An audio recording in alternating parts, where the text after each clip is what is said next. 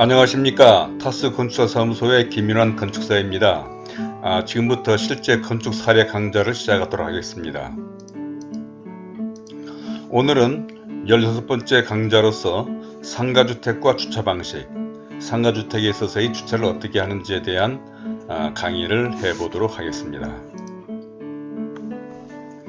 자, 상가주택에 있어서는 주차장을 무엇보다도 주차장을 어떻게 배치하느냐, 이게 상당히 중요한 것으로서 상가주택의 주차 방식에 따라서 건축물의 배치나 상가와 상가 면적, 가구수 등이 결정된다고 볼 수가 있어서 이거를 이 도면을 가지고 한번 제가 설명해 보겠는데, 먼저 건축물의 배치를 보면 주차장의 배치에 따라서 건축물의 배치가 다양한 배치 계획안이 도출될 수도 있는 것이고, 그러니까 어느 한 대지를 가지고 한번 주차장을 설계하면서 주차를 어떻게 배치하는지에 대한 설명을 해보도록 하겠는데, 이 필지는 고덕택지개발지구의 이 3번 필지 가지고 한번 설계를 해보도록 하겠습니다. 자, 이 3번 필지를 떼어놓고 보면 이제 이 필지가 되겠고, 전면에 이 15m 도로가 있는 거고, 이 전면에 도로가 있고, 그 다음에 이 전면에 붙어 있는 이 필지인 것입니다. 그래서 이 필지를 또 떼어놓고 보면 이러한 형태의 필지가 되는 것이죠. 이 전면에 5m 도로에다가 5m 주차장, 5m 도로인 15m 도로, 그러니까 이러한 형태의 도로가 되겠습니다. 이게 5m 도로이고, 또 여기에 5m 주차장이 또 도로에 있습니다. 이것이 노외 주차장이죠. 그 다음에 또 5m 도로가 있고, 이쪽에 상대편에 또 필지가 있는 거기에 붙어 있는 이 필지입니다. 이 필지.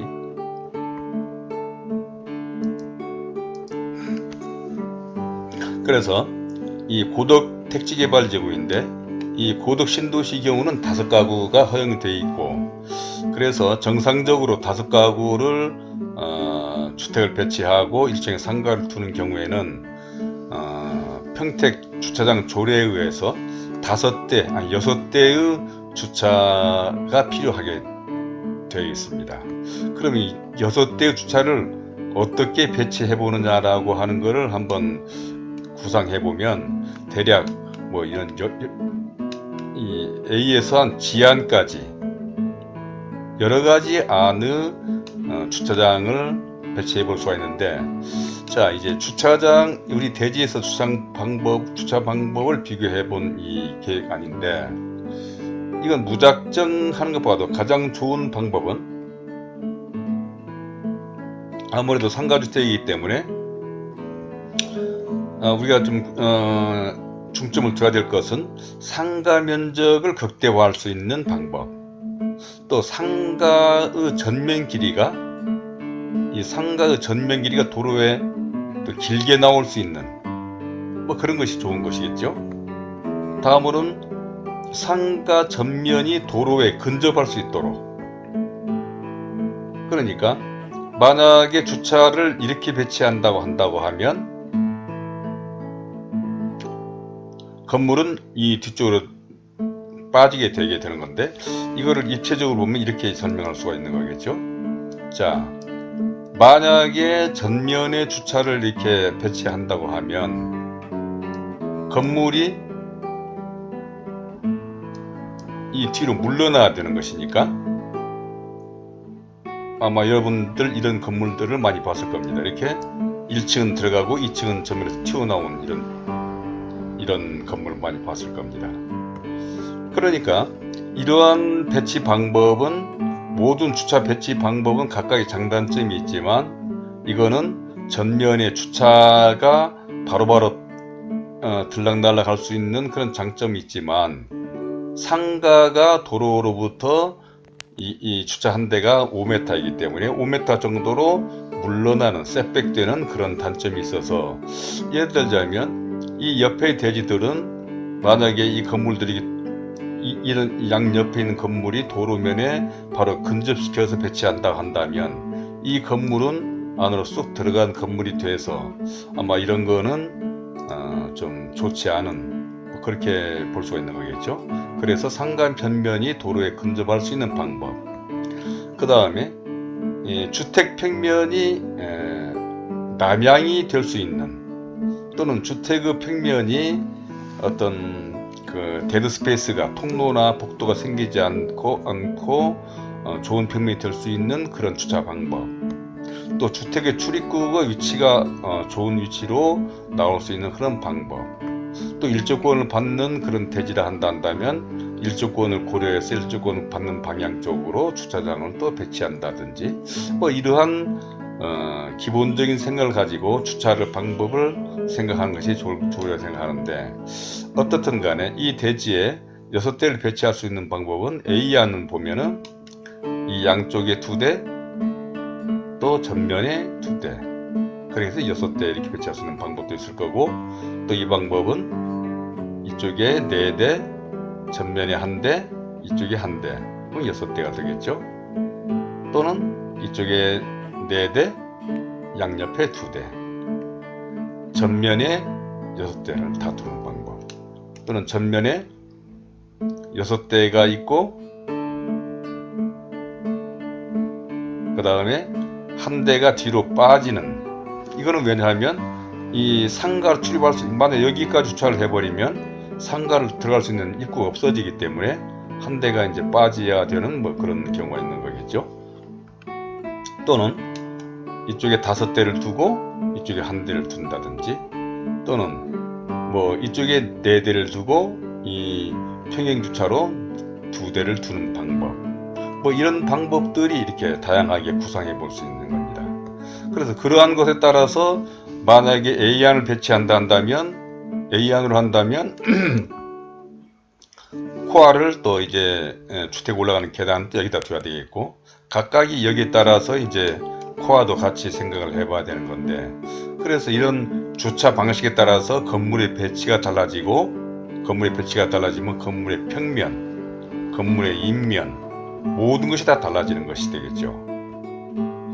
그럼 일단 주차는 주차 방식에 대해서만 좀 기본적인 걸 좀 알아야 되겠는데, 주차 방법은 2가지가 있습니다. 직각주차와 평행주차. 직각주차는 이 도로로부터 이 도로에 여기서 바로 이렇게 들어갈 수 있는 이것이 직각주차이고, 도로면에 평행으로 해서 이렇게 들어가는 주차, 여기서 이렇게 주차하는 방법도 있죠. 이것이 평행주차인데, 주차 방식에 따라서 그 주차장의 크기가 다릅니다. 직각주차인 경우에는 주차 1대가 2.5m에 5m. 이게 얼마 전까지만 해도 이게 2.3m였죠. 근데 6월달부터 2.5m로 1cm 늘어난 것이 되는 거죠. 그래서 이거는 사용하지 않고 이걸로 적용을 해야 되는 거고, 평행주차는 주차의 폭은 2m이면서 주차의 길이는 6m가 되는 것입니다. 그래서 그러한 거를 활용해서 이 주차를 배치할 수가 있는 것이죠. 무작정 여기에 뭐 5m 이 평행 직각 주차인 그 주차 길이로 할 수 없는 거고, 이 두 대를 놓으려면 6m니까 12m가 있어야 되는 것이죠. 다음으로 주차 8대 미만의 주차 방법에 대해서도 한번 설명을 해 보도록 하겠습니다. 자, 주차를 이렇게 직각주차로, 이게 전면이 도로가 있는 걸로 생각하고 이제 각각의 경우를 생각해 본 건데, 자, 이렇게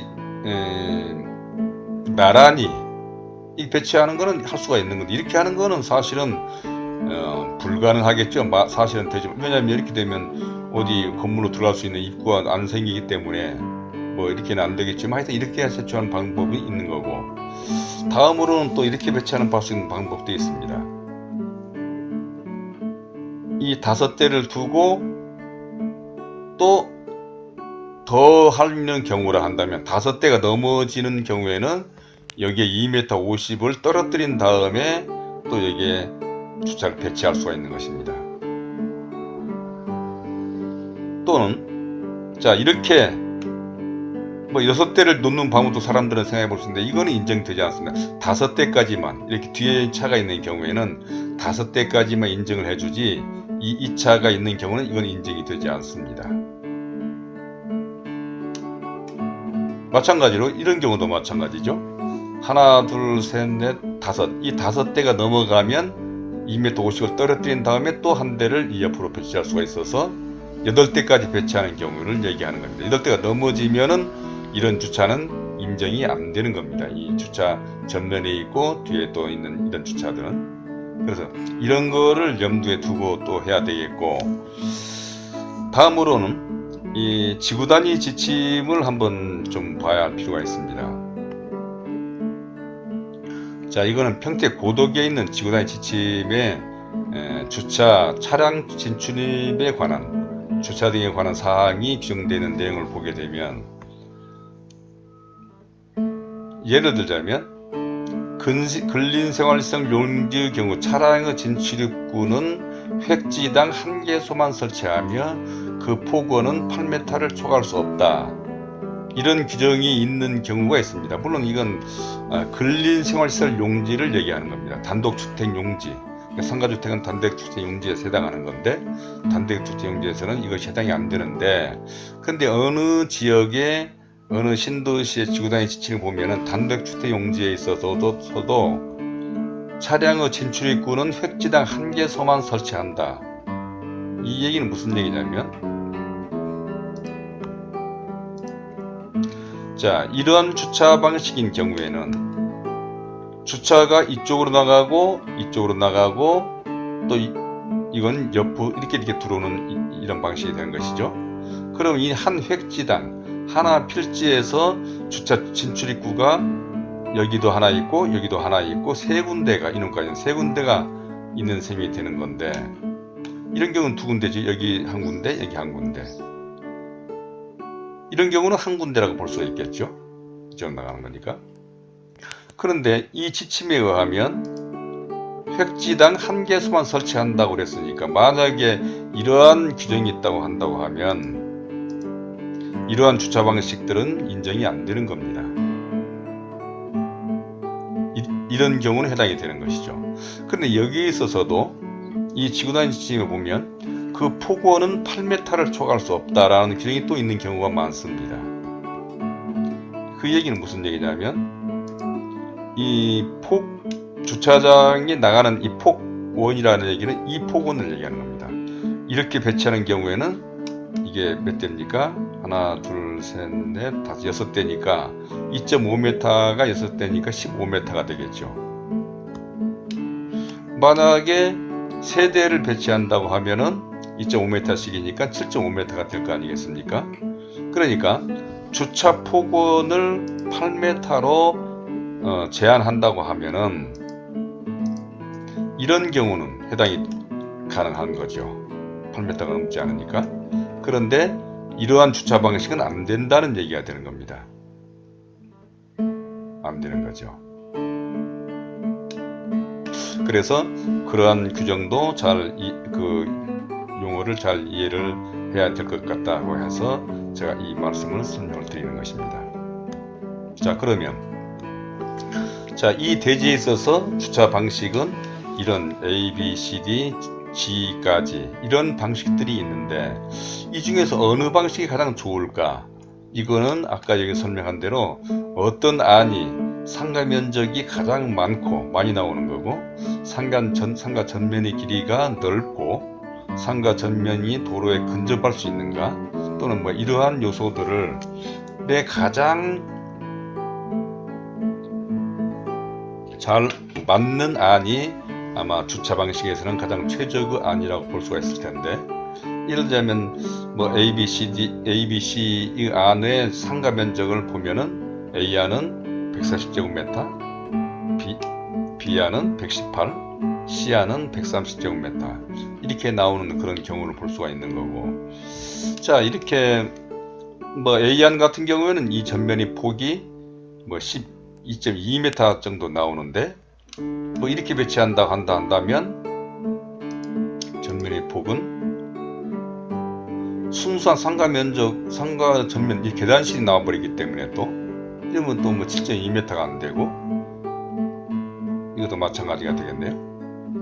뭐 이러한 방법들을 한번 비교해 볼 수가 있는 거고, 또 하나는 아까 설명드린 것처럼 이러한 주차 방식은 아마 이 전면 폭은 줄어들는지는 모르지만 상가가 전면으로 나올 수 있는, 도로 쪽에 근접할 수 있는 그런 장점이 있는가 하면, 이 D안 같은 경우에는 상가 전면 폭은 길지 모르지만 상가가 건물로 이 도로로부터 셋백되는 그러한 단점이 있는 것이죠. 그래서 그런 걸 종합적으로 판단했을 때 어느 안이 가장 좋은 것인지를 생각을 해봐야 되는 거고, 또 하나는 자, 주차장을 꼭 이렇게만 배치해야 되느냐. 어떤 큰 빌딩 같은 경우에는 이 도로에 후면 주차를 하는 경우도 많이 봤을 것입니다. 이 도로로부터 뒤에서 통로를 들어와 가지고 뒤쪽에 배치하는 방법, 뭐 이런 방법도 한번 생각해 볼 수가 있는 것인데, 이거는 사실 상가주택의 대지가 보통 한 70평, 많아야 75평, 80평 되는 대지에서는 이런 주차 방식은 구상은 해볼 수 있을지 모르지만 거의 효율적이지 못합니다. 주차가 몇 대, 이 통로 면적도 빠져야 되고 어디에도 또 계단실도 있어야 되겠죠.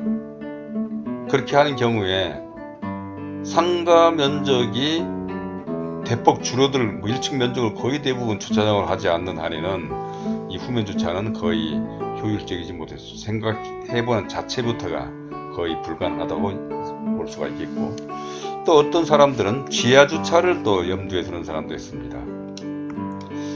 만약에 도로 대지가 경사가 져 있어서 만약에 전면 도로가 낮고, 예를 들자면 이쪽이 낮고 이쪽이 높은 경우라 한다고 하면 그저 도로에서 바로 진입할 수 있는 그런 상황이라면 모르지만, 만약 일반 대지가 레벨이 평평한 경우를 한다면 지하 램프를 통해서, 지하 경사로를 통해서 차가 내려가야 되겠죠. 내려가서 뭐 이렇게 주차를 이렇게 배치할 수가 있는 그런 것이 될 텐데, 이 경사로의 규정이 있습니다.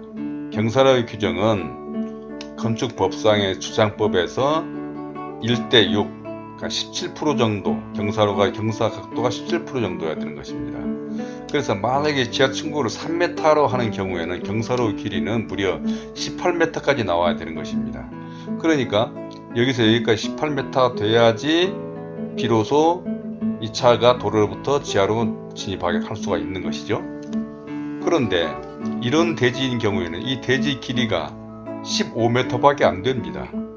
그럼 이 자체부터가 안 되는 거죠. 18m까지 여기까지 끝까지 내려와도 경사로가 형성이 되지 않기 때문에, 설사 여기까지 경사로가 됐다고 치더라도 지하를 만들어 봤자 이런 대지에 있어서는 뭐 5대 내지 사람이 6대 정도, 이런 거는 거의 효율적이지 못하다고 볼 수가 있겠죠.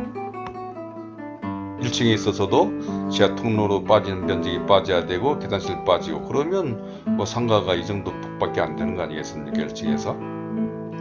그래서 이 평평한 대지가 만약에 도로 쪽으로 경사졌다 한다면 가능하지만 지하 주차장이, 그런 경우에도 상가주택에서 그 부분을 지하 주차장으로 활용하기보다는 그 부분을 차라리 상가로 활용하는 것이 낫죠.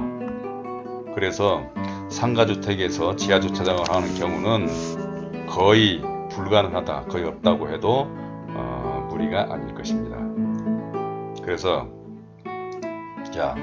건축물의 배치는 아까 설명한 것처럼 주차 방식에 따라서 다양한 배치 계획안이 도출될 수가 있는 것이고, 또 그에 따라서 평면과 인면이 달라진다는 것, 그 다음에 주차 방식에 따라서 상가 형태와 좁을지 넓을지, 아니면 도로 쪽으로 근접할 수 있는지 셋백될 수 되는 건지, 그다음 상가 면적에 또 상가 출입과 면적이 또 달라지는 경우도 있다는 말씀을 드렸고, 다음으로 가구수.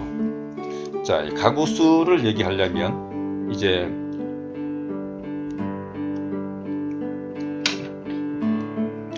1층 상가 면적과 가구수에 따라서 주차 대수가 달라지는 건데, 이거는 해당 지역의 주차장 조례를 살펴봐야 되는 것입니다.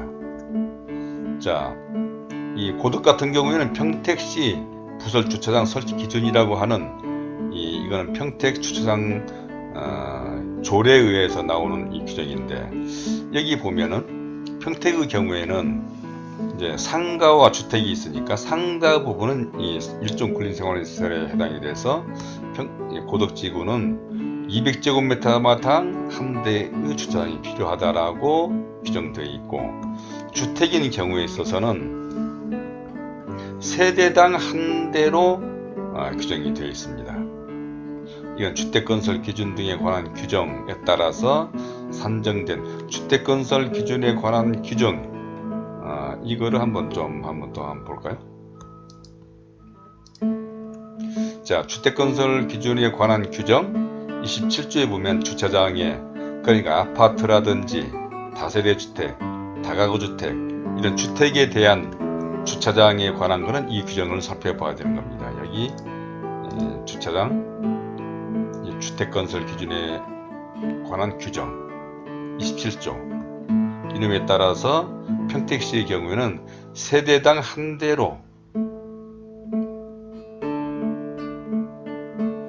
그 다음에 그러면 이제 이건 이제 하남시 미사지구인 경우인데, 미사지구 같은 경우에는 1층의 근린생활시설이 여기는 134제곱미터마당 한 대입니다. 고덕지구는 아까 200제곱미터마당 한 대라고 그랬죠. 여기는 더 강화된 셈입니다. 그 반면에 미사지구 하남시의 경우에는 다가구주택, 이 상가주택은 다가구주택에 속한다고 그랬습니다. 다가구주택인 경우에는 뭐 이게 또 주택건설과정 규정에 따라서 있는 거지만, 세대당 전용면적이 60제곱미터 미만 이하인 경우에는 세대당 0.7대로 한다. 아까 평택 고대의 경우에는 세대당 한 대 이상으로 한다고 그랬는데, 여기는 면적이, 그러니까 고덕 같은 경우에는 전용 면적이 60제곱미터가 이하든 높든 간에, 이하라 하더라도 한 대였지만 하남 미사지구 같은 경우는 0.7대, 그만큼 여기는 여유가 있는 것이죠. 이렇게 그 지역에 따라서 어떤 그 가구수에 따른 주차 대수 산정하는 방법이 다르기 때문에, 만약에 5가구까지를 인정해주고 있는 거지만, 만약에 주차 대수를 1층 상가에 상가 면적을 넓게 하기 위해서 만약에 한 대를 6대가 나오는 거지만, 가구수를 한 가구를 줄인다 한다면 주차 대수 한 대만큼 줄어드는 만큼의 면적을 상가로 집어넣을 수가 있는 그런 셈이 되겠죠. 그러한 설계 기법도 있는 것이죠. 그러니까 1층 상가를 위해서 가구수를 줄일 것인지, 아니면 가구수를 줄이지 않고 1층 상가 면적도 할 수 있는 최대한 면적을 한번 계획해 볼 것인지, 그러한 거는 설계하는 사람의 역량에 따라서, 설계하는 방법에 따라서 좀 달라질 수도 있을 것입니다. 다음에는 주차장의 종류에 대해서 설명을 해보겠는데, 주차장의 종류에는 노상주차장과 노예주차장, 그 다음에 부설주차장이 있는 건데, 이거는 이제 왜 이거를 설명드리냐 하면, 이 지구단위 지침에 부설주차장의 설치라는 말이 있어서 이 말씀을 설명드리는 건데, 이 부설주차장이라고 하는 것은, 그러니까 부설주차장은 건축물에 부대하에 설치된 주차장을 부설주차장이라고 하는 거고, 도로나 노상, 교통광장 이런 내부에 설치된 주차장을 노상 또는 노예주차장이라고 하는 건데, 그러니까 이런 걸 얘기하는 것이죠. 이거는 자기 건물에 해당하는 주차장, 그러니까 이건 부설주차장이고, 이 도로에 이 주차장이 이렇게 계획된 이런 곳이 있다 한다면 이런 것이 노예 주차장이 되는 것입니다. 그러니까 이걸 부설 주차장이라고 한다는 그 용어를 좀 이해를 하셔야 되는 거고, 상가주택도 여기에 부설주차장에 해당이 되는 것이죠. 다음으로는 자주식 주차장과 기계식 주차장이 있습니다. 그럼 이 신도시인 경우에는 지구단위 지침에서 자주식 주차장으로 규정을 해놨습니다. 이 자주식 주차장은 그러니까 이 바로 도로 기계식 주차장이 아닌 주차장, 경사로나 그러니까 이런 주차가 자주식 주차인 겁니다. 이런 주차들이 설사 지하가 있다 하더라도 지하 경사로 내려가는 이런. 근데 이와는 반대로 기계식으로 된 주차장이 있습니다. 근데 신도시 주택에 있어서는 지구단위 지침에서 자 여기를 평택고덕 택지개발지구의 주차장에 관한 규정을 보면은 단독주택 용지 내 건축물 부설 주차장은 자주식 주차장으로 이렇게 규정이 되어 있기 때문에 기계식 주차장은 안 되는 것이죠. 그런데 어느 신도시의 경우에는 이런 규정이 없는 경우도 있습니다. 사실은 여기 고덕에는 자주주차장이라고 해서 이렇게 이 부설 주차장은 자주주차장으로 원칙으로 하며라고 이렇게 명시되어 있지만 이 규정이 안 되어 있는 지역도 있는데, 그렇다는 얘기는 거기는 그럼 기계식 주차장을 사용할 수도 있다라고 볼 수도 있을 것입니다. 근데 실질적으로 어느 신도시든 간에 기계식 주차장으로 한 사례는 거의 없습니다. 그래서 이런 것들도 한번 좀 살펴봐야 할 필요가 있는 것이죠. 다음으로는 상가주택과 주차장 조례.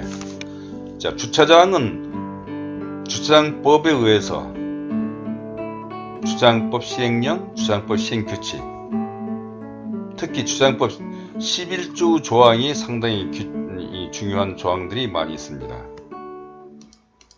이게 주차장법 시행규칙이죠.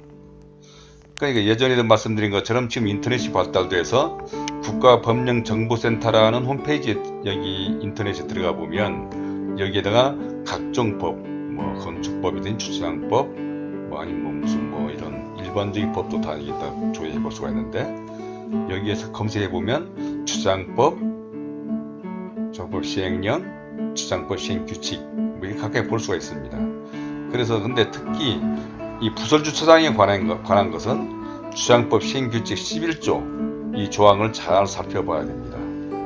여기에는 제가 설명하지 않은 그런 복잡한 내용들도 있기 때문에 설계자들은 이 내용을 잘 살펴봐야 되는 것이죠. 또 이렇게 주차장법에서 또는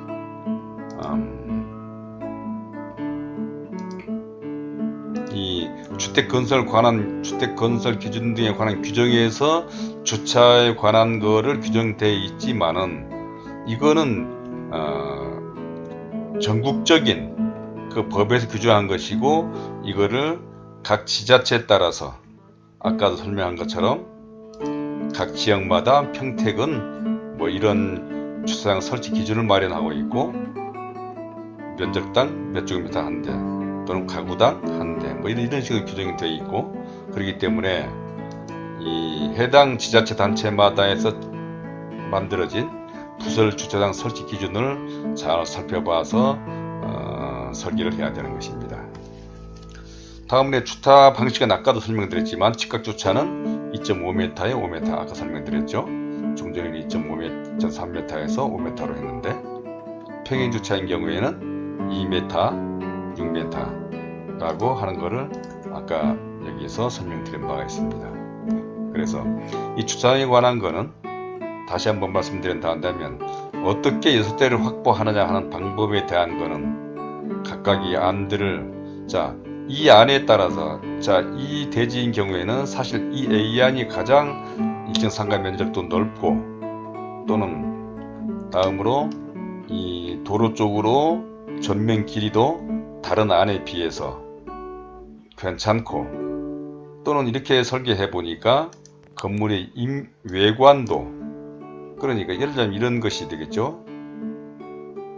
전면에 6대를 배치하는 경우에는 이렇게 전면 길이는 넓어지지만 건물이 안으로 쏙 들어가는 그런 단점이 있고, 양옆으로 도는 경우에는 이 건물은 앞으로 나올 수는 있지만 이 상가 전면 길이가 좁은 그런 단점이 또 있는 것이죠.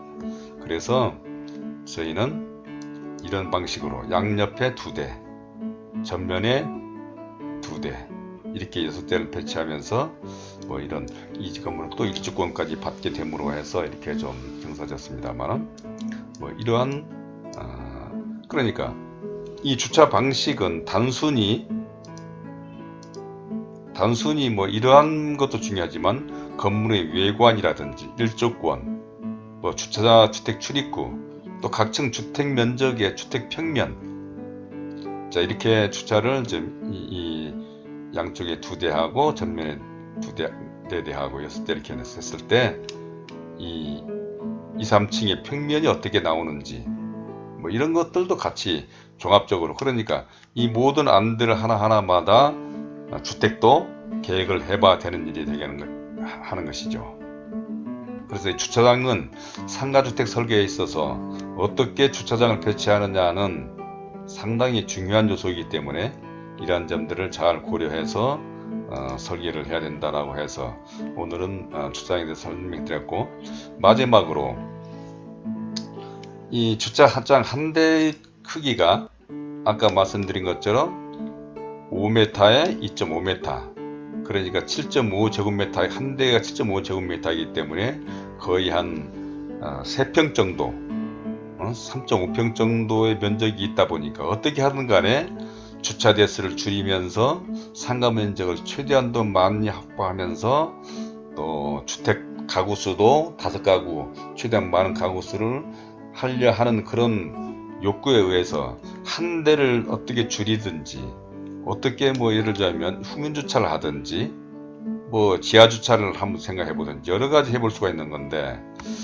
사실 이 제한된 범위 내에서 그거를 충족하는 방법은 없는 거고, 사실 여기에서 설명드리기는 어렵겠지만 획기적인 주차 설계를 해서 주차 한 대를 줄 수 있는 방법이 있긴 있습니다.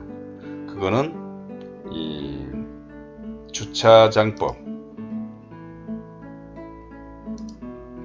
이 주차장법을 잘 연구해보고 해보면 또 대지의 형태에 따라서, 대지의 크기에 따라서 주차를 한 대를 줄 수 있는 방법도 있습니다. 그거를 여기서 설명드리기는 상당히 어려운 점이 있어서 이거는 특별히 저희에게 연락이 오신 분에 대해서는 한번 이 부분에 대해서는 직접 그 해당 건물에 대해서 또 한 사례를 설명해 드리도록 하겠습니다. 자, 이것으로써 오늘은 주차장에 관한 사항을 설명드렸고, 지금까지 시청해 주신 여러분들에게 감사드립니다. 앞으로도 또 건축법과 관련된 모든 사항들을 동영상을 통해서 강의를 해드리겠고, 댓글도 많이 좀 해주시면 자세하게 설명드리겠고, 또 구독과 좋아요 버튼을 누르시면 대단히 감사하겠습니다. 자, 오늘은 이것으로서 강의를 마치도록 하겠습니다. 감사합니다.